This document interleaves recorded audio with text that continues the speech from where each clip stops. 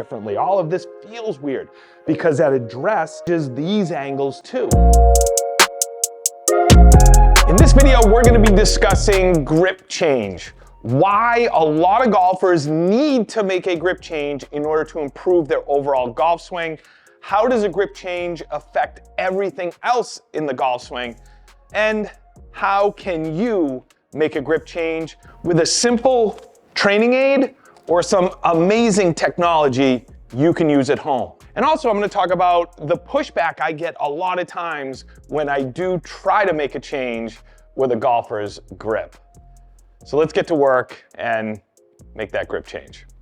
If this is the first video of mine you are watching, or you are a returning viewer, I want to say thank you. My name is TJ Valentine. I'm a 25-year PGA teaching professional. I've been coaching this game a fairly long time at this point. And I really hope my knowledge, my passion, my stories, and my experiences can help you out there become a better player, or at the end of the day, just entertain you a little bit with these. If you do like this type of golf content, consider subscribing, like this video. I love doing these videos and I really want to help you. If you want to learn a little bit more about me, I have a bio down below in the description. So let's go make that grip change. So let's start off by talking about the whys. Why do certain players need to make a grip change? And I'm not going to make this very complex. I'm going to talk in very, very simple terms here. Well, the way we hold on to the club will and can dynamically influence how everything really moves. It's not just as simple as making a change here and this is the only thing it's going to affect, the way you hold on to the club. It's going to affect the dynamics of the golf swing. It's going to affect how the club face works dynamically. It's going to affect how the body works dynamically. It's going to affect how the wrist joints work dynamically. It's going to affect how a lot of things work in the sequence of events that occurs during a golf swing. So if your grip does not match the things that you are trying to do in your golf swing, you're always going to have a golf swing that is built on compensations. Now, I have worked with a lot of players that have had fairly good swings built on a pile of compensations. I always talk about those golfers as Jenga puzzles. So if you've ever played Jenga, you get the pile of wood blocks and you have to pull out a wood block and move it up without knocking over the stack. If you change one piece or pull one piece out of that Jenga puzzle, you may knock the whole thing over. So certain players have been playing for a long time may be good players with all of these different compensations. Now, that is definitely not the norm. Myself, as the golf coach, I have to be careful with those players not to pull the Jenga piece out and have everything fall. But most players, if the grip does not match their intentions and how they want the body to move, they are going to struggle. And that happens a lot more than you can imagine. The grip seems easy to make a change. And in theory, taking your hands and moving them one way or the other, or getting them more in the fingertips or wherever, seems easy. And from a static standpoint, maybe easy. But once the club starts to go, it becomes a challenge. And a lot of players fumble and struggle and give a lot of pushback when you try to make a change because it feels very weird throughout the golf swing. And it does. And I'm going to explain in a second here why things feel weird and why it's hard once you start to swing the golf club after you've made a grip change. But at the end of the day, I want you to understand that the grip influences so many other things in the golf swing. And if you need to make a grip change to make a better golf swing, you better make that grip change. And like I said, it is not necessarily an easy thing, but the beauty of a grip change, you can do a lot of this work at home, and we have some tools to also help you out. So let's talk about how does the grip influence the dynamics of the golf swing. And I'm really going to focus on two main things. I'm going to focus on how it affects impact and also how it affects your dynamic club face. Now, the club face portion of this may be the most important thing you will get out of this, because a high majority of golfers really struggle with club face control. And a lot of the reason behind the struggle is because the grip that they have does not match up with the actual golf swing that they take, producing an open club face, and in some rare cases, producing too closed of a club face. Yes, club face control is arguably the toughest thing to do in this game, but we could also argue it's one of the most important pieces of the puzzle. So if you are struggling with club face control and the grip is the reason, you have to make a change with the grip. Like I said in the intro, I run into a lot of players that simply refuse to change the grip. And I tell them and I explain to them and I try to coach them in a way that they understand that the grip influences everything else. And if we don't make an adjustment to the grip, we're gonna have a really hard time making an adjustment along the lines. A lot of these grip changes have to happen in order to get the rest of the sequence better overall. Club face control, and ultimately impact condition control. So for the demonstration today, I'm gonna be using hackmotion. If you're not familiar with hackmotion, I'm gonna put a link down below, also with a coupon code if you are interested in purchasing one. But I do use this on a lot of my students, especially when I'm making a grip change. I do use it with all of my students. And I have a lot of students that actually have this, and it really helps them, not just with understanding the grip and how it influences everything else, but it really helps them work on club face control, understanding how the wrist angles work dynamically and how making certain adjustments can influence, ultimately impact in how they hit the golf ball. So let's put our focus on how does a grip change affect club face and ultimately club face control. So the first thing I'm gonna do is quickly just explain what a weak grip, what a neutral grip, and what a strong grip is. I'm not gonna get super detailed into this at all. This is not what this video is about. For sake of reference, me as a right-handed golfer, a weak grip is a grip that the hands are turned to the left. Now I'm massively exaggerating here. A strong grip is a grip where the hands are turned to the right. A neutral grip is somewhere in between. I'm not an advocate that everybody has to have a strong grip or a weak grip or a neutral grip. It has to match up to what they do in the golf swing. We have to have proper matchups. If a stronger grip creates a better club face matchup dynamically, we're gonna move those hands a little stronger. If a neutral grip does, we are. If a weak grip does, we are. And when I make a grip change, it is because it does not match up with the player. And like I said at the beginning, you get a lot of pushback as a coach because changing a grip seemingly is changing everything, which, you know, quite frankly, it is changing a lot. So players are very afraid, you know, it's a comfort thing in a lot of ways, of changing their hands on that club. It seems so simple to make a little change, but it feels so very different. And when I get to the last piece of this video, I'm gonna help you make a sustainable grip change and make that transition a little bit easier than maybe you've had in the past. So again, I'm gonna demonstrate a couple things with hackmotion here. So let me just show you how the grip change changes the wrist angle as I take the club back. So I'm gonna get into more of a weak grip again. You can see at address, I have the iPad down here giving me the hackmotion wrist angle data here. So you can see right now I have 18 degrees of extension with my lead wrist. Now, as I take the club back, you'll notice the face rotates open pretty heavily. So I get into 9 degrees of extension at this point. Now these numbers aren't gonna be the same for everybody because everybody's wrist angles are different. Finger lengths are different. Everybody moves differently, but it's all relative. Now, if I take my hands and I go into a stronger grip, so I'm turning everything more to the right, so you can see now I have 39, 38 degrees of extension. And as I take the club back, you'll notice something. The club face is in a very different position. This is a much more neutral position or a much more closed position than when I had it in the weak grip. And you'll notice I have 16 degrees of extension at this point. So that grip change changed how my wrist angles work. This is part of the reason why it feels really funky when you swing after you make a grip change.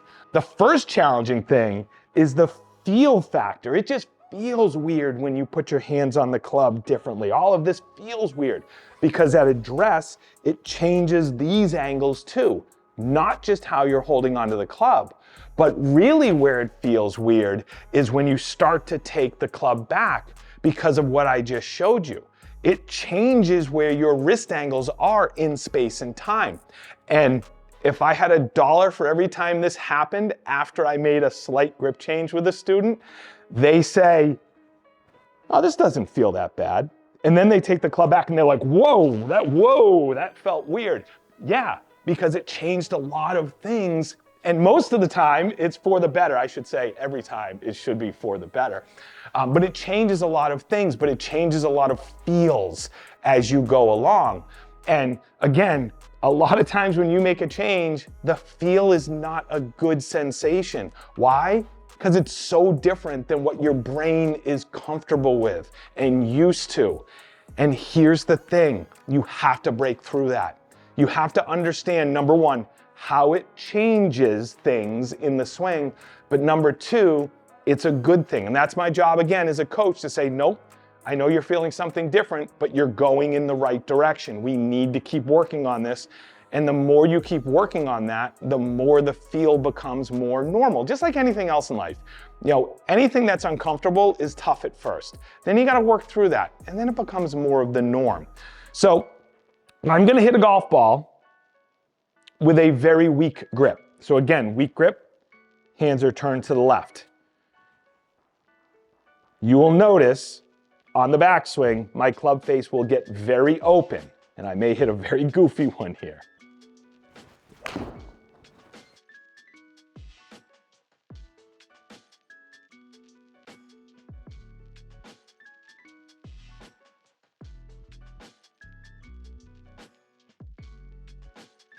So that ball went pretty far to the right. Why? It started to the right because I struck the golf ball with a significantly open face, 12.8 degrees open face. Now, I'm gonna make another swing, and I am going to take my hands and make it more of an extreme strong grip. And you'll see with the hackmotion data how it actually changes my wrist angles dynamically in the swing.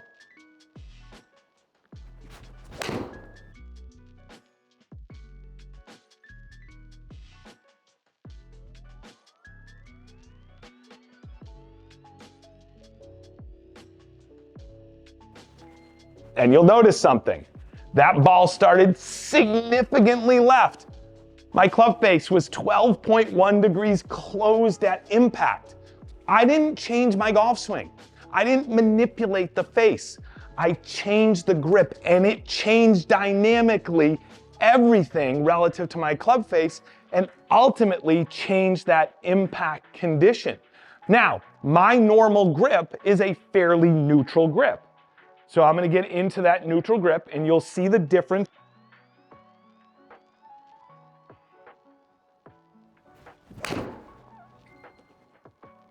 So you'll notice my club face, 2.3 open, hit a tiny little cut right there. Ooh, off the rock, oh, almost in the hole. 2.3 degrees open. But you notice it's very close to zero. Now, obviously, I've practiced this for years and years and years. And years ago, I made a significant grip change. It took me a while to get comfortable with that more neutral grip. And I'm not saying a neutral grip is for everybody, but I used to have a strong grip. My hands were more to the right, which got my trail arm to work underneath too much, which got this club to work the club face too closed. I worked too underneath. I used to fight big hooks. Now, I hit the ball relatively straight, maybe a little fade, little draw, but a relatively tight dispersion because I made a grip change. It was not easy. It took a lot of work. So let's get into how I made the grip change, my experiences, but also how you can make a grip change if you need to. So when you are at home, there are ways to work on a grip change. So if your coach, or if you want to play around with the grip, explains to you all of this and says you need to make a grip change, this is one of the things that you can do. You can literally sit there on the couch while you're watching the game, holding the club in your hand with the different position. It's gonna feel weird at first, but you're gonna get more and more comfortable with just how you hold onto the club the more you do this. You don't need to be on a range. Do not wait till you get on the range to work on the grip. To be honest with you, I don't want you fumbling with the grip on the range. I want that homework to be done before you get to the range, because that uncomfortable feeling is gonna influence everything else. And I wanna make sure you have the greatest chance to get over that uncomfortable feeling. Now, we can use a very simple little training aid to help out with this as well. I gotta find it. I'm still looking for it. I found it. So this is a little grip mold. Now, the cool thing about this grip mold is you can clip it onto your club. The only thing is, most of these only come in standard size. So if you have mid-size grips or jumbo grips or larger grips, it's probably not gonna work. So what I would suggest doing is get an old club with a standard size grip, snap this thing on. This is how you can sit there in the living room and work on this to make sure that your hands are in the position that were prescribed to you. So the great thing about this is I can move this over to a stronger grip. I can move this over to a weaker grip and literally just place my hands on it and get comfortable. I'll put a little link in the description to these. These are very inexpensive, and honestly, I think every single person that plays golf should have one of these at home or in the bag to clip on. It's only gonna help you. You know, I am not the biggest fan in the world of those pre-molded grips because they're pre-molded in one way. Not everybody holds the club the same exact way. So this gives you the chance to kind of move it on the grip, neutral grip, strong grip, weak grip overall, to match what you need to do. So highly encourage you, click that link down below, grab one of these. It doesn't hurt at all. Hackmotion is great so you can visually see how your wrist angles are working, not just at address, but also, more importantly at that point, dynamically. In the app is super intuitive. You can put ranges in and it'll give you a tone if you're in the good range, the range that you set. Again, I use this with all of my students and it's super, super, super helpful. So that next step, after you get comfortable with holding onto the club, is that uncomfortable feeling that you have off of the golf ball. Because again, like I showed you, it changes how your wrist joints are dynamically, which changes the feel. So obviously you have to have some room in order to do this, but if you have any room in the living room, and I'm not talking about taking full swing swings in the living room.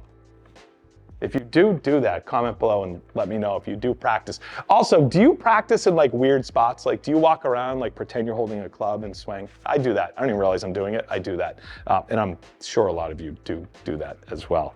But that next step is take your good grip, now waggle halfway back. Using a weak grip to strong grip visual here, a weak grip is gonna feel very different even halfway back than a strong grip. From there, you're gonna work up to the top. And obviously you need a little bit more space to do that. Get in the garage, go in the backyard, wherever you can. You need to get comfortable, bottom line, with the transition from your original grip to whatever your new grip is. And if you don't get over the hump of comfortability, you're gonna really struggle when it comes time to actually getting on that practice range or definitely getting on the golf course. So put the work in at home. Let me know if you have any questions. I'm here to help, and I'll talk to you soon.